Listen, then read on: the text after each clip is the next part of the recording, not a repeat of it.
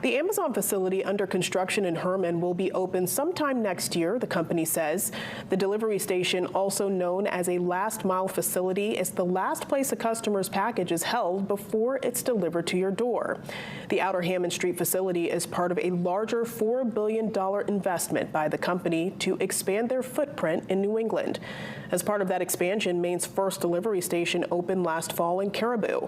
Similar projects are in the planning process in Gorham and on the town line of Waterville and Sydney.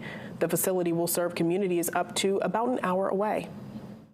Ultimately, when this building launches, there'll be a number of different factors that determine the region, the zip codes that are serviced directly by this facility. Today, lots of product is serviced by third parties in the state, for example, USPS. That will continue, but this will give us greater care and control in this region, and that will bring better service for our customers in terms of quality of care, delivery speeds, and product availability.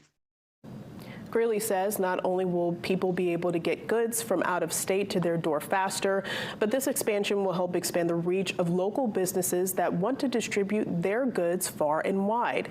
He added 9 million products were shipped from Maine to locations across the company through Amazon just last year.